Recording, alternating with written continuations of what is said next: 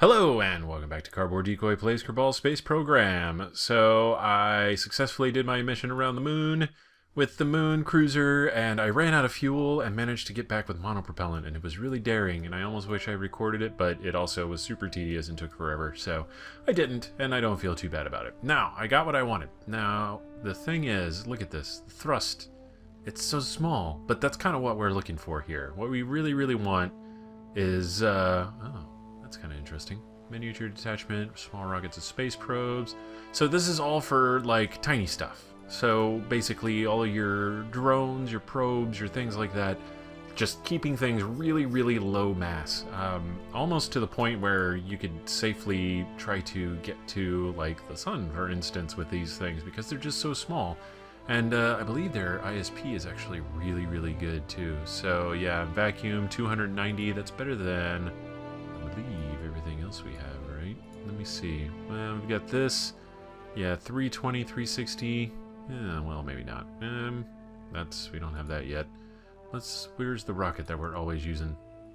We got this guy? Is it this guy? Yeah, engine ISP, 320, 370. Maybe not as efficient as I would like. Yeah, that's 290 is not terribly efficient. However, it still remains small and that kind of a deal. So let's test this out really quick. I just want to kind of look at it for a second. So here's what we would be using. So we got like 0.1 and 0.05 mass here versus, yeah, that's 0.05 versus 4.12, and then that's 1/10.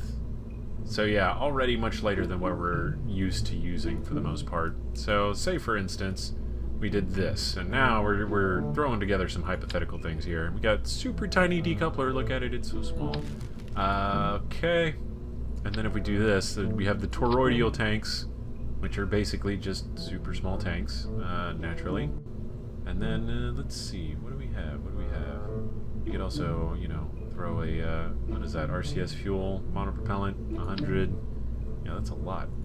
Still good to know because we're going to be putting together a monopropellant tank here pretty soon. And this is a monopropellant engine. Let's see what happens. I'm just sort of curious at this point. We're going to play around for a little bit for this episode, so hold on to your butts. It's going to get real crazy. Oh man. Let's launch. Let's see what this does and how far it flies for how long. So, assuming it doesn't destroy the launch pad somehow, which would be hilarious. Okay, look at him. Look at him. He looks like he's ready for the beach. I love it. Alright, cool. Let's... Whee! Look at him go. These are just monopropellants with, you know, that also require normal jet fuel in order to fire. So, well, maybe that's not entirely true. Interesting. Yeah, let's see. Fuel flow, thrust, specific impulse, status flameout, monopropellant deprived. I thought it used some of this fuel too. Maybe I read the description wrong. Either way, we made it pretty high. For 5 miles up for a very small amount of thrust there, that's not too bad. So, this is the kind of thing we want to play with here. I don't know if that'd be enough to get us off the moon, so this is going to require some pretty extensive testing, naturally. So, there's a Stay Putnik Mark II, blah blah blah. Now, where did I... See, yeah, if you do this... Propellants, monopropellant. Okay, that's just a monopropellant engine. So, yeah, we could, in theory, just stick a whole bunch of monopropellant on there and be good to go. Now, what was the one rocket I was thinking of here? What is this? An engine for ants? How much thrust was that? That was 20 thrust times 4, 80 thrust versus 4. This is where it gets crazy. Liquid fuel, tiny engine, but useful. Good for craft where radial engines won't fit, although you might need more of them to lift heavier payloads. Okay, so this is basically the same thing, but we're going to try it with a different sort of fuel tank setup here. So let's go ahead and... What is that? That is huge, isn't it? Alright, so let's, yeah, once again, we're dicking around at this point. For fun, let's see what happens. Okay, so we got a lot more thrust with these little tiny engines. Okay, and thrusters up. Ooh, look at it go. It's actually not too bad. We get a lot of fuel too, so we can turn fairly decently. Turn on RCS, we're going to run out of power for sure. We don't have any solar panels or anything, so it's not like this thing's going to make it around to the moon or anything.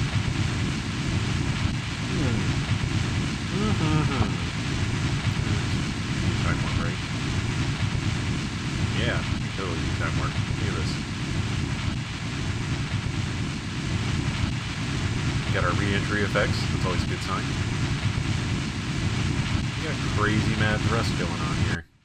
Let's see, what's our height at? Oh, hey. There we go. We've achieved orbit height. I mean, clearly we're not going to actually achieve orbit, but, you know, a man can dream. Let's see. About how much orbit can we achieve? Whee! I dare say this is almost enough to justify a lander. Look at that. Oh my god. We've almost achieved orbit here. Not even trying. Ha! So, yeah, there you go. I bet with a little bit more wise play stylings and maybe one more tank, we could probably pull it off. Let's see. Revert to vehicle assembly. Okay, and then we will do propulsion. There we go. Remember, again, our goal here is we just need something that's going to be able to get off the moon and meet back up with our orbital station. So let's go ahead and launch this for giggles. Loads of giggles, man. Alright. Alright. Throttle up. So we got twice the fuel. So it also implies twice the weight as well. So we're going to see how that turns out. Just out of curiosity here. I'm not going to worry about it falling apart here, so we're going to go ahead and crank up the physics warp just a teensy bit. We're almost at the halfway mark for our fuel. And yeah, not too bad, not too bad. Yeah, there goes half of our... Whoa, that's right, I'm on... Okay.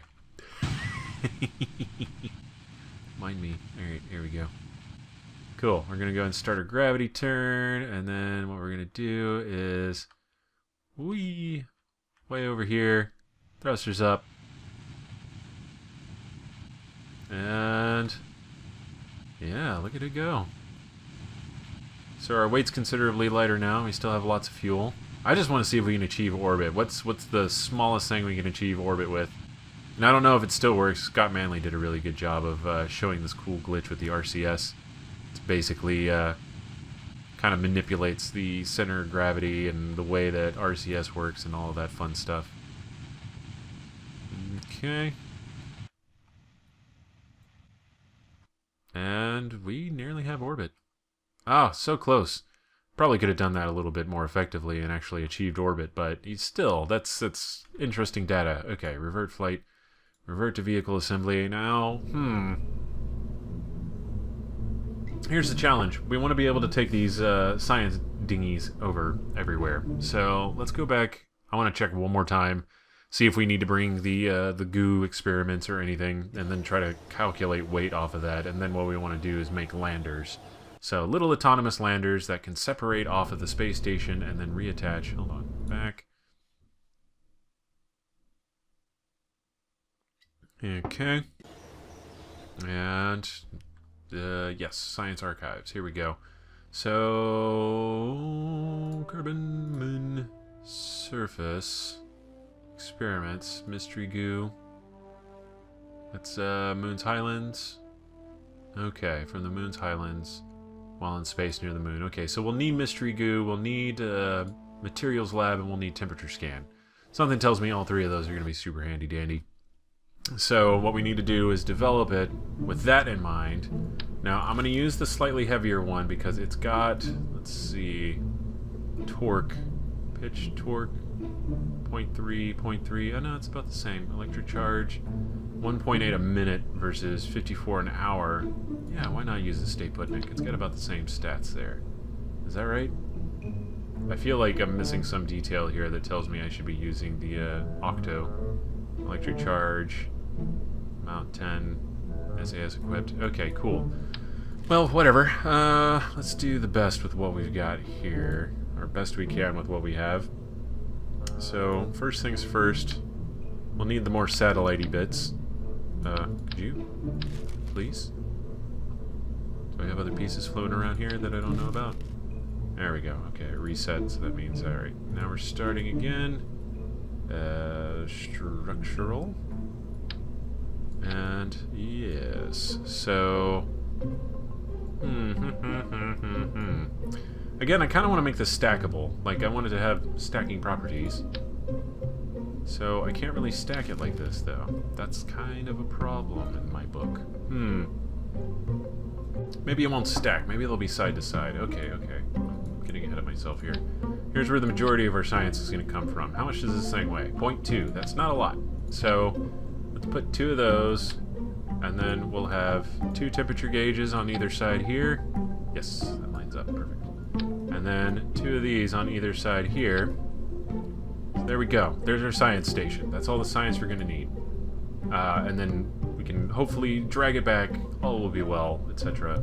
Okay. Now, next step is actually making the landing capabilities a thing. So, let's go back to science. How much does this weigh? 1.5, 0.2. I'm not going to do the math on this, so I'm not really sure why I'm actually looking this up. But, regardless, utility, let's do the 1x6. Well, which one is this? I think they tell you this is like the 2x3s, but they don't tell you which way it opens exactly. Yeah, 2x3, 2x3, but they open in different ways. Like, one of them is 3 this way, and then another one is 3 this way, and so that's kind of annoying to me, but whatever. Just to be safe, let's do these guys right here. Keep the power flowing, at least in lander mode. So, okay, so there's that. Now, what do we want? I'm trying to see. Okay, so let's do structural tricoupler. This is interesting. I hadn't thought about this. So we can stick 3 on here fairly easily. Alright, and then how about we take you and we put you in sub-assemblies. Oh shit. You gotta be kidding me. Can I Control Z?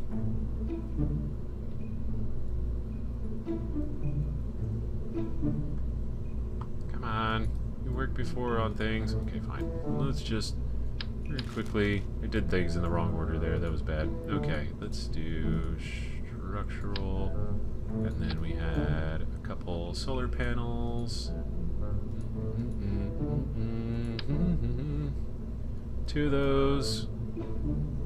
Alright, and we need 2 big batteries. I'm not sure exactly how much power the science is going to take up being just run and experimented with. So let's assume enough to cause some issues. Alright, cool. And then, there we go. 1 on each side there, 1 on each side here. Lots of data. Good stuff. Okay, and then we'll go to sub-assemblies and sub-assembly drop zone. Oh my god, please just, will ya? Oh my gosh. Okay, cool. Let's do, this is science lander, science drone lander, Mark 1. Okay. Save. Oh yeah, that's right. We still, okay. The landing capabilities. This is the part I worry about. This is what keeps me up at night. Alright. That's too big. Let's go ahead and we'll need an RCS regardless. So we'll put one right there.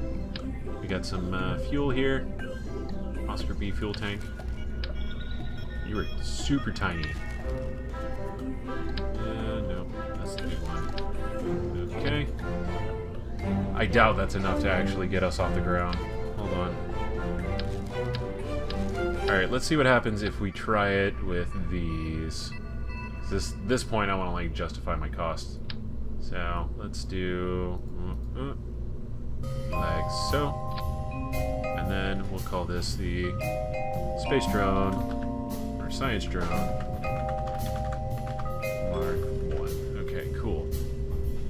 Let's see what this does compared to what we had done before. again, if we can get to, say, well, let's see what kind of actual acceleration we get. Oh man, look at it go. Good gravy. Yeah, it's got a lot of oomph. Okay, that's not too bad. So, I'm just thinking, again, we're fighting against Kerbin's atmosphere and gravity. This is probably enough to get into orbit with. So, yeah, right there is what we're shooting for. Now, as it stands, landing is still kind of a problem. So, let's go revert to vehicle assembly. That is saying landing and then having enough fuel over to take off like that again. So, let's do... I just want to see what little we can actually get away with here. So... Put some inner tubes on there. No, not necessarily. So, if this was just a space probe, if we just wanted to put something out in space, this would be a little bit easier. Unfortunately, you do have to kind of tag all this weight on it. Although, if we were in zero-G, zero space, whatever you want to call it, zero space, and worse. But anyways, that's a side note. How much is in these tanks, actually? Hold on. So, that's 100 monopropellant versus 150. So, I usually way overstock it. I'm thinking, what happens if we do the same thing with all of these little guys? That's thrust 4. Let's see what this looks like. This is a huge experimental episode, so sorry if I'm boring you to tears, but deal with it. We're playing and experimenting. You can learn something from this, so whenever you play, you can be like, oh yeah, these things are really good in certain fashions if you use them in a specific way. Now look at these guys. These guys are super tiny. But really good for landing, I bet. We can use these to land, jettison them, and then have the other ones on this part. And okay, I'm starting to see how it comes together now. Yeah. How do you like me now? Okay. So this would be really good for landing. And on the moon, we could probably knock this down to like 6 or even 4, and I bet it would be fine. Man, this fuel is lasting forever. We're just trucking along. No big deal here. Nobody's trying to impress anyone. Is that your girlfriend over there? You don't actually have a girlfriend. What are you worried about? You can be an ass all day. Nobody's gonna care. No big deal. It's not like you're gonna get fired. You're gonna crash into the ground anyway. So, yeah. Anyways, that's a weird tangent for the day. Okay. So we have pretty decent control as well. I probably still want to put a control ring on there. Something tells me that'll come and bite me in the ass if I'm not careful. But, yeah, that's pretty good. Quick, deploy. Extend panels. Yes! Yes, that's right. Atmosphere. You can't do this in atmosphere. We're just going to throw squares off into the distance. Beautiful. So beautiful. Alright, let's go ahead and revert flight to vehicle assembly. Okay, so... Alright, I'm thinking. We've got different stages to work with here. So, what we'll do is... Well, I think we've made some pretty decent progress. We've got the basic idea down. So, we just need this to get on the moon, get a bunch of data, take it back to the station, process it, send it back to Kerbin, and then hopefully get all of our science that way. But we need to be able to send multiples of these, and we need to... Well, I mean, ideally multiples. I guess it doesn't have to be multiples. It'd just be nice. Maybe... Okay, we'll continue this on. It's going to be a couple of design episodes because I have some crazy ideas boiling within me. So, should be real fun, in other words. Either way, this has been Cardboard Decoy playing Kerbal Space Program. If you've enjoyed, please like, comment, and subscribe, and I will see you next time. Have fun.